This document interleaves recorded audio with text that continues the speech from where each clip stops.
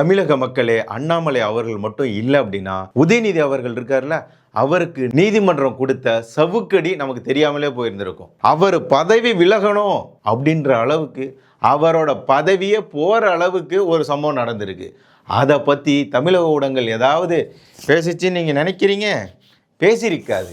ஆனால் அண்ணாமலை அவர்கள் பத்திரிகையாளர் சந்திப்பு வச்சு நீதிமன்றத்தில் என்ன நடந்தது, ஏன் நடந்தது அப்படின்றத தமிழக மக்களுக்கு புரிகிற மாதிரி, அறிவாலயத்தில் இடி இறங்குற மாதிரி கேட்டு வச்சிருக்கிறார் அண்ணாமலை அவர்கள். ஆனால் அதற்கெல்லாம் முன்பாக இங்கே எப்படி தேர்தல் வந்ததுன்னா ஒரு வேஷத்தை போட்டு ஒரு ஆக்டிங்கை போடுறாரோ நம்ம நைனா அவர்கள், அந்த மாதிரி டெல்லியில் ஒருத்தர் இருக்கார், எலெக்ஷன் வந்துருச்சுன்னா பல ரூபங்கள் எடுப்பார். என்னங்க கமல்னால் தசாவதாரம், அவர் எடுப்பாருங்க பல அவதாரம் அப்படின்ற மாதிரி வேஷத்தை போடுவார். அதில் ஒரு வேஷம்தான் இது. அதில் காட்டுறதுக்கு முன்னாடி என்ன அப்படின்னா, நம்மக்கிட்ட இருக்கிற பொருளை வச்சு தான் காட்ட போகிறோம். யாரோட மனசாவது புண்பட்டுருச்சுன்னா மன்னிச்சு.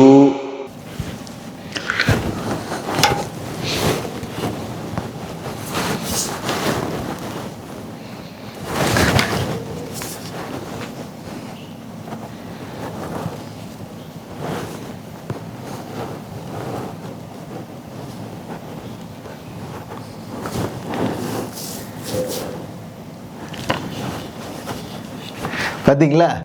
பார்த்துக்கோங்க. இது அண்ணனோட புது அவதாரம். அப்புறம் அண்ணனுக்கும் நைனாவுக்கும் ஒரு பேர் இருக்கு. அதாவது அப்படியே அடுக்குமொழியில் வர மாதிரி இருக்கும், 3 எழுத்தில். அது என்ன பேருன்னு தெரிஞ்சுனா கமெண்ட் பண்ணிட்டு போங்க. சரி, இப்போ நம்ம அண்ணாமலை அவர்கள் என்ன பேசியிருக்கிறார், உதயநிதி குறித்து என்ன செய்தி வெளிவந்திருக்கு, நீதிமன்றத்தில் என்ன நடந்தது அப்படின்றத பார்த்துருவோமா? பாருங்கள்.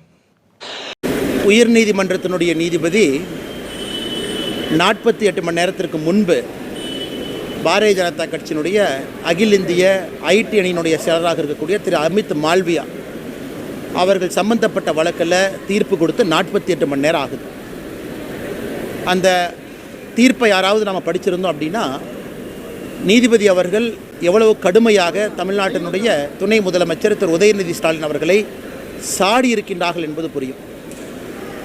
ஒரு மத நம்பிக்கையை, ஒரு வாழ்வியல் முறையை பின்பற்றக்கூடிய நபர்களை ஒழிக்க வேண்டும், டெங்கு மலேரியாவை போல ஒழிக்கணும், சனாதன தர்மத்தை ஒழிக்க வேண்டும் என்று சொல்லியிருக்கின்றார்கள். அது கிட்டத்தட்ட ஜீனோசைடு, இனப்படுகொலைக்கு சமம் என்கின்ற ஒரு வாதத்தை நீதியரசர் அவர்கள் இந்த தீர்ப்பில் சொல்லியிருக்கிறார். குறைந்தபட்சம் தமிழ்நாட்டினுடைய காவல்துறை குறைந்தபட்சம் துணை முதலமைச்சரின் மீது ஒரு எஃப்ஐஆரை பதிவு செய்து அதற்கான நடவடிக்கையை குறைந்தபட்சம் எடுத்திருக்கணும். முதலமைச்சர் அவர்கள் உண்மையாலுமே சட்டத்திற்குட்பட்ட ஆட்சி நடத்துகிறாங்கன்னா, துணை முதலமைச்சர் உதயநிதி அவருடைய ராஜினாமா கடிதத்தை வாங்கியிருக்கணும். அந்த துணை முதலமைச்சர் பொறுப்பில் இருந்து எதுவுமே தமிழ்நாட்டில் நடக்கலை. எப்பவும் போல நாமளும் கடந்து போயிட்டுருக்கிறோம். அமித் மால்வியா அவருடைய வழக்கு என்பது அவர்கள் மீது தமிழ்நாடு காவல்துறை பதியப்பட்ட எஃப்ஐஆரை குவாஷ் பண்ணணும் அப்படின்னு போடப்பட்ட வழக்கில் அமித் மால்வியா அவர்கள் எதுவும் தவறாக பேசலை, முற்றிலுமாக உதயநிதி ஸ்டாலின் அவர்கள் தவறு செய்திருக்கின்றார்கள், எந்த விதமான நடவடிக்கையும் எடுக்கலை என்பதை திரு நீதியரசர் அவர்கள் சுட்டி காட்டியிருக்கின்றார்கள். அதனால் தமிழ்நாடு காவல்துறை அதிகாரிகள், உயர் அதிகாரிகள் அதெல்லாம் பார்த்துட்டு தான் இருக்கிறீங்க. தமிழ்நாட்டில் நீதிமன்றத்திற்கு எந்த விதமான மரியாதையும் இல்லை என்பதை தொடர்ந்து பார்க்குறது புதுசு கிடையாது. நீதிமன்றம் உதயநிதி அவர்களை போட்டு தவன்னு துவைச்சி எடுத்திருக்கு. ஆனால் அதெல்லாம் பற்றி தமிழகத்தில் ஏதாவது ஒரு ஊடகம் பேசி பார்த்தீங்களா? டிபேட் வச்சு பார்த்தீங்களா? ஆனால் இதுக்கெலாம் வைக்க மாட்டாங்க. பாஜக கூட்டணியிலேருந்து இந்த கட்சி விலகுதாமல, அந்த கட்சி விலகுதாமல, 2 கட்சிக்குள்ளே போட்டியாமல, இந்த கட்சிக்குள்ளே இருக்கக்கூடிய நிர்வாகிகளுக்குள்ளேயே போட்டியாமல, ஒத்து புகழியாமல, பிரிஞ்சு நிற்கிறாங்களாம்ல. இதுதான் உங்களுக்கு டிபேட்டு. இதுதான் டிபேட்டு. தமிழகத்தில் வெற்றானுங்க மது போதையும் இந்த கஞ்சா போதை, இது மாதிரி எதேதோ புது போதைப் பொருட்கள்லாம் தமிழகத்தில் கரை புரண்டு ஓடிக்கிட்டு இருக்கு. சட்ட ஒழுங்குன்றது சீர்கெட்டு போயிட்டுருக்கு. ஆனால் இதெல்லாம் பற்றி பேசாமல் ஊடகங்கள் எதெல்லாம் டிபேட் பண்ணிகிட்டு இருக்கு பார்த்தீங்களா? இப்போ உதயநிதி அவர்களுக்கு நீதிமன்றம் இது சொல்லியிருக்கு. சனாதானம் குறித்து பேசினதில் இது நடந்திருக்கு. அப்படி என்ன போச்சு, இதெல்லாம் ஒரு செய்தியா அப்படின்னு நீங்கள் நினச்சிங்க அப்படின்னா, ஒரு துணை முதல்வராக இருக்கக்கூடிய ஒரு நபர் எப்படி ஒரு மதம் கடைபிடிக்கக்கூடிய சனாதானத்தை எதிர்த்து அது டெங்கு மாதிரி மலேரியா மாதிரி அழிக்கப்பட வேண்டும் அப்படின்னு பேசலாம். எப்படி ஒரு துணை முதல்வர் இப்படி ஒரு மதத்திற்கு எதிராக பேச முடியும்? அப்படி பேசினால் அவர் அந்த பொறுப்பில் இருக்க தகுதியற்றவர் அப்படின்னு சொல்லி அவரை ராஜினாமா செய்திருக்க வேண்டும் இந்த திமுக அரசாங்கம். ஸ்டாலின் அவர்கள் ஆட்சிக்கு வருவதற்கு முன்பாக சொன்னார், பெண்களுக்கு எங்களோட ஆட்சியில் பாதுகாப்பு அப்படி இருக்கும்னாரு. எங்கள் ஆட்சியில் மதத்திற்கு எதிராக யாராவது பேசினா அவங்க மேலே நடவடிக்கை அப்படி இருக்கும்னாரு. ஆனால் அதெல்லாம் ஒன்றும் இல்லை. திமுகவை விமர்சனம் பண்ணால் மட்டும்தான் இரவோடு இரவாக உங்கள் மேலே நடவடிக்கை இருக்கும். மற்றபடி இந்த திமுகவில் இருக்கிறவங்க, திமுகவுக்கு ஆதரவாக இருக்கிறவங்களாம் காமராஜரை பற்றி பேசலாம், மோடி அவர்கள் பற்றி பேசலாம், கக்கன் அவர்கள் பற்றி பேசலாம், பாரதியாரையே விமர்சனம் பண்ணலாம், யாரை வேண்டுமானாலும் எப்படி வேண்டுமானாலும் விமர்சனம் பண்ணலாம். அவங்க மேலே நடவடிக்கை இருக்காது. குறிப்பாக இந்து மதம்னு வந்துருச்சுன்னு வச்சுக்கோங்களேன், ஒரு வாழ்த்து சொல்ல மாட்டாங்க, ஒரு நிகழ்ச்சியில் கூட கலந்து கொள்ள மாட்டாங்க. ஆனால் சமத்துவ பொங்கல்னு வச்சு அதை திசை திருப்புவாங்க. தமிழ் புத்தாண்டு அதாவது சித்திரை 1 தை 1ன்னு மாற்றுவாங்க. இவங்க சுதந்திர தினத்தையே கொண்டாட மறுக்கிற கூட்டம். அப்புறம் இதெல்லாம் செய்யலைன்னு சொல்லி நம்ம கோச்சிக்கிறதுல தப்பு இல்லை. இதில் என்ன வேடிக்கை அப்படின்னா, உதயநிதி அவர்கள் அதிமுகவிற்கு அட்வைஸ் பண்ணுறாரு. எப்பா முதல்ல உங்களோட முதுவை பாருங்கள், அதுக்கப்புறம் நீங்கள் மற்றவங்கள போய் விமர்சனம் பண்ணலாம். ஏன் அப்படின்னா, தேர்தல் என்றால் 10 முறை தமிழகம் வருகிறார் பாரத பிரதமர் மோடி அவர்கள். பாரத பிரதமர்னு அவர் சொல்ல, நம்ம சேர்த்துப்போம். இவங்க இந்த திமுக இருக்குல்ல, காங்கிரஸ் மத்தியில் இருக்கும்போது யாராவது ஒருத்தங்க இது ஒன்றிய அரசுன்னு சொன்னாங்களா? இப்போது மீண்டும் ஆட்சிக்கு வந்தால் வராது, வரவே வராது. அப்படி இவங்க கனவுல வந்துருச்சின்னு வச்சுக்கோங்களேன், கனவுலேயும் வராது, அப்படி ஒரு வேளை வந்துருச்சின்னு வச்சுக்கோங்களேன், அப்போ ஒன்றிய அரசுன்னு சொல்லுவாங்களா? இப்போது ராசா அவர்கள் முன்னாள் மத்திய அமைச்சர்னு சொல்கிறாங்கல்ல, அந்த இதை மாற்றி முன்னாள் ஒன்றிய அமைச்சர் ராசா அவர்கள் அப்படின்னு சொல்லுவாங்களா? அப்போது இவங்க பாடம் எடுக்கிறதுக்கு அருகதை அற்றவர்கள். இவர் சொல்கிறாரு, தேர்தல் என்றால் 10 முறை தமிழகத்திற்கு வருவார் மோடி அவர்கள் அப்படின்னு சொல்லி. தேர்தல்னால் பிரச்சாரம் பண்ணுறதுக்கு வருவாங்க தான், நீங்கள் போக மாட்டீங்களா? உங்கள் கட்சியில் இருக்கக்கூடிய எம்எல்ஏக்கள் எம்பிக்கள் எத்தனை பேர் ஓட்டு வாங்கின பிறகு ஜெயித்த பிறகு அந்த தொகுதிக்கு போயிருக்காங்க? உங்கள் கூட்டணியில் இருக்கிறவங்க இப்போ தான் சமீபத்தில் செல்வ பெருந்தகை போனார், அந்த மக்கள் நிறுத்தி வச்சு கேட்டாங்க, 4.5 வருஷம் கழிச்சு இப்போ தான் வந்திருக்கீங்க, எங்களுக்கு அடிப்படை தேவைகளையே நீங்கள் சரி பண்ணலை கொடுக்கல அப்படின்னு சொல்லி கேட்டாங்க. இவங்க ஜோதிமணி அவர்கள் போனாங்க, நிறுத்தி வச்சு கேட்டாங்க, உங்களுக்காக வேலை பார்த்தவன் உங்கள் கட்சிக்காரன், எங்களுக்கே நீங்கள் எதுவும் பண்ணல, இப்போ தான் எங்கள் தொகுதி பக்கமே நீங்கள் வந்திருக்கீங்க அப்படின்லாம் கேள்வி கேட்டாங்க. ஏன் இவங்களுக்கு அது நடக்கலை தெரியுங்களா? இவங்க அந்த தொகுதி பக்கமே போனால் தானே மக்கள் கேள்வி கேட்குறது, அதில் எங்கேயாவது செய்திகளாக வருது, இல்லை மக்களே ஒவ்வொருத்தருமே திமுகவுக்கு எதிராக திமுக குறைகளை வெளியிடக்கூடிய ஒவ்வொரு தனி மனிதனும் ஒவ்வொரு ஊடகமாக இப்போ தமிழகத்தில் மாறி இருக்காங்க. அதனால தான் இந்த திமுக செய்யக்கூடிய உள்டாலங்கடி வேலைலாம் வெளியே வந்துகிட்டு இருக்கு இல்லை? ஆகவே மக்களே, நீங்களும் ஒரு நிருபர் தான், நீங்களும் ஒரு செய்தியாளர் தான், நீங்களும் ஒரு பத்திரிகையாளர் தான். அதுக்கப்புறம் மதுரை எய்ம்ஸ் எப்போது வரும் என பிரதமரிடம் இபிஎஸ் கேட்க வேண்டும். 8 ஆண்டுகளாக மருத்துவமனையை கட்டி வருகிறார்கள் அப்படின்னு சொல்லி அவர் கேட்குறாரு. சரி, நீங்கள் இப்போ 4.5 ஆண்டுகளாச்சே இந்த நீட்டை நீக்குவோம் விலக்குவோம்னு சொல்லியிருந்தீங்க. அப்புறம் கல்வி கடன் தள்ளுபடி பண்ணுவோம், நகைக்கடன் தள்ளுபடி பண்ணுவோம், விவசாய கடன் தள்ளுபடி பண்ணுவோம், இன்னும் என்னென்னமோ இந்த கரண்ட் பில்லு இது பண்ணுறது, அப்புறம் கேஸ் இதை குறைப்போம், பெட்ரோல் இதை குறைப்போம், டீசல் இதை குறைப்போம். இவங்க என்னென்ன சொன்னாங்கன்னே தெரியல. 504 வாக்குறுதிகளா எவ்வளோ கொடுத்து வச்சாங்க, அதில் ஏதாவது 1-2 நிறைவேற்றுறாங்களான்னு தெரியல. ஆனால் இவங்க முன்னாடியே சொல்லிட்டாங்க, 2 வருஷத்துக்கு முன்னாடியே சொல்லிட்டாங்க, எங்களோட ஆட்சியில் 99% வாக்குறுதிகளை நிறைவேற்றிவிட்டோம், இனிமேல் என்ன பண்ணுறதுன்னு தெரியல, கொடுத்த வாக்குறுதியெல்லாம் நிறைவேற்றிட்டோம், இப்போ என்ன பண்ணுறது தெரியல அப்படின்னு சொல்லி தீவிர ஆலோசனை போட்டு தமிழகத்தை கடங்கார மாநிலமாக மாற்றுவதற்காக சிறந்த ஒரு முன்னெடுப்பாக 4.5 லட்சம் கோடி கடன் வாங்குச்சு இந்த திமுக அரசாங்கம். பேர் வச்சியே சோறு வச்சியான்ற மாதிரி அந்த கடனை வாங்கி நீங்கள் என்ன தான் பண்ணீங்க? தமிழகத்தில் என்ன மாற்றம் நடந்திருக்கு? மழை வெள்ளம் வந்தால் இங்கே தண்ணி தேங்கலையா?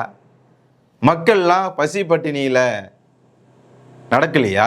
விவசாயிகள்லாம் மற்றற்ற மகிழ்ச்சியில் இருக்காங்களா? இந்த திமுக அரசாங்கத்தில் நெல் மூட்டை வைப்பதற்கு குடோனில் இடம் இல்லை அப்படின்னு சொல்லி மழையில் நனைய போட்டு முளைச்சி வீணானது இந்த திமுக அரசாங்கத்தில். நெற்பயிர்கள் வயலிலேயே அந்த ஏரி வழிகள் அந்த கால்வாய்கள்லாம் சீர் செய்யாமல் விட்டதுனால இந்த புதுக்கோட்டை பக்கத்துலலாம் வயலுக்குள்ளே இந்த நீர் போய் மழை நீர் போய் அந்த நெற்பயிர்கள் சேதமாகி அழுகி வீணாக போச்சு. இதெல்லாம் இந்த அரசாங்கத்தில் தான். ஆனால் இவங்க சொல்கிறாங்க மக்கள்லாம் மகிழ்ச்சியாக இருக்காங்க, எங்களோட கூட்டணி தான் மீண்டும் ஆட்சி அமைக்கும். உங்கள் கூட்டணி ஆட்சி அமைக்கும் அப்படின்னா அது கூட்டணி ஆட்சியா இல்லை உங்களோட திமுக ஆட்சியா? உங்கள் கூட்டணி கட்சிகளுக்கு ஆட்சியிலும் பங்கு அதிகாரத்திலும் பங்கு கொடுப்பீங்களா? இல்லைல்ல. இன்னொன்று, உங்கள் கூட்டணியில் எந்த கட்சி வலுவாக இருக்குது? ஒரே ஒரு இது மட்டும்தான் உங்களுக்கு வலுவாக இருக்குது. அதனால தான் ஓட்டுலாம் வருதுன்னு நினைக்கிறேன். அதுக்கப்புறம் இவர் எய்ம்ஸை பற்றி கேட்குறாருல்ல, அந்த எய்ம்ஸில் இருந்த ஒரு செங்கலை எவனை எடுத்துகிட்டு போயிட்டாயா? அதை தான் மத்திய அரசு ரொம்ப தீவிரமாக தேடிட்டு இருக்கு. அண்ணாமலை அவர்களும் தேடிட்டு இருக்கார். முன்னாள் ஐபிஎஸ் அதிகாரி இல்லையா, அவர் கண்டுபிடிச்சிட்டாரு. வெளியே சொன்னால் அவங்களுக்கு இருந்தாலும் ஒரு சொல்லக்கூடாதுன்னு ஒரு நாகரிகமாக இருக்காருன்னு நினைக்கிறேன். எடுத்துகிட்டு போனவங்க லைட்டை ஒரு அரை மணி நேரம் நிறுத்துகிறேன், அந்த கேப்பில் போய் வச்சுட்டு போயிடுங்கன்ற மாதிரி ஏதாவது சொல்லுவார்னு நினைக்கிறேன். அந்த மாதிரி இவர் எய்ம்ஸ் என்னாச்சு அப்படின்னு சொல்லி இவர் உதயநிதி கேட்டிருக்கிறாரா? இதற்கு பதிலடி கொடுக்குற மாதிரி அண்ணாமலை அவர்கள் பேசியிருக்கிறார். எய்ம்ஸ் கட்டுமானம் வேகமாக நடந்து கொண்டிருக்கிறது, வேங்க வயலுக்கு தான் நீங்கள் போகலை, மதுரைக்கு சென்று பார்த்திருக்கலாமே, உங்களை யார் தடுத்தார்கள்? நீங்கள் விரும்பவில்லை என்றாலும் இந்த வருடம் மதுரை எய்ம்ஸ் மக்கள் பயன்பாட்டிற்கு வரும், மதுரையில் வேளாண் பல்கலைக்கழகம் அமைப்போம் என்று நீங்கள் கொடுத்த வாக்குறுதி நினைவில் இருக்க, குறைந்தபட்சம் ஒரு செங்கலாவது வைத்தீர்களா அப்படின்னு சொல்லி அண்ணாமலை அவர்கள் கேள்வி எழுப்பியிருக்கிறார். குறைந்தபட்சம் ஒரு செங்கலாவது வச்சிங்களா? வேளாண் கல்லூரி அமைப்போம்னு சொன்னீங்களா, ஒரு செங்கலாவது வச்சிங்களா? எய்ம்ஸ்லேருந்து எடுத்துகிட்டு போன ஒரு செங்கலையாவது அங்கே வச்சிருக்க வேண்டியதானே அப்படின்னு சொல்லி ஒரு கேள்வி கேட்டிருக்கிறாரு. நீங்கள் விரும்பினாலும் விரும்பலைனாலும் எய்ம்ஸு இந்த வருடம் மக்கள் பயன்பாட்டிற்கு வரப்போகிறது அப்படின்றத அவர் தெரிவிச்சிருக்கிறார். வேங்க வயலுக்கு தான் நீங்கள் போகல, மதுரைக்காவது போய் இதை பார்த்துருக்கலாமே அப்படின்றார். அண்ணே, இவருக்கு அங்கே போக நேரம் இல்லைங்கண்ணே. ஆமாங்கண்ணே, ஐயாவுக்கு நைனாவுக்கு சிங்கப்பூர், ஜப்பான் இது மாதிரி முதலீடுகளை ஈர்க்க தான் குடும்பத்தோடு போய் முதலீடுகளை ஈற்று கொண்டுட்டு வந்தார். அதனால் தமிழக மக்கள்லாம் செல்வ செழிப்பாக, இளைஞர்களுக்கெல்லாம் யாருக்காவது வேலை இல்லையா கேளுங்க, எல்லாத்துக்கும் வேலை கிடச்சிச்சு. ஐயோ, எல்லாம் மாதம் 50,000 1,00,000 சம்பளம் வாங்கிட்டு இருக்கோம் நாங்களாம், அப்புறம் என்ன எங்களுக்கெல்லாம் குறை? ஆமாம், அதனால தான் அவர் உள்ளுக்குள்ளே சுற்றுறதில்லை, வெளிநாடுகளுக்கு போய் முதலீடுகளை கொண்டுட்டு வந்துட்டு இருக்காரு. ஆனால் வெள்ளை பேப்பரில் வெள்ளை அறிக்கை தாக்கல் செய்யணும் அது மாதிரிலாம் எதுவுமே கேட்காதீங்க, ஏன்னா உண்மை வெளியே வந்துடும். இப்போது மோடி அவர்கள் கேரளாவுக்கு போயிருந்தார். அப்போ கேரளாவின் முதல் பிஜேபி மேயர் ஒரு பெண் மோடி அவர்களோட காலில் விழுந்து ஆசீர்வாதம் வாங்குறாங்க. உடனே மோடி அவர்களும் அவங்களோட காலில் விழுந்து ஆசீர்வாதம், அதாவது அது பண்ணக்கூடாது அப்படின்னு சொல்லி அவர் அதை தடுக்கிறாரு. சரி, அவங்க பண்ணுறதுனால இது மாதிரி பண்ணக்கூடாது அப்படின்ற மாதிரி அவர் இது பண்ணுறாரு. ஒரு பெண்ணுக்கு இவர் கொடுக்கக்கூடிய மரியாதையை நீங்கள் பார்த்தீங்களா? ஏற்கனவே இவர் தமிழகத்தை சார்ந்த பாப்பம்மாள் அப்படின்ற ஒரு வயதானவங்க, அவங்க அந்த வேளாண் துறை சார்பான ஒரு விருது வாங்கியிருந்தாங்க. அந்த சமயத்தில் கூட மோடி அவர்களை சந்திக்கும் போது அவங்க காலில் மோடி அவர்கள் ஆசீர்வாதம் வாங்குறத நம்ம பார்த்துருப்போம். இப்போது இந்த சம்பவம் நடந்திருக்கு. பெண்ணுக்கு சம உரிமை, சம மரியாதை, அங்கீகாரம் எல்லாம் கொடுக்கறது யாருன்னு பாருங்கள். பார்த்துக்கிட்டீங்களா?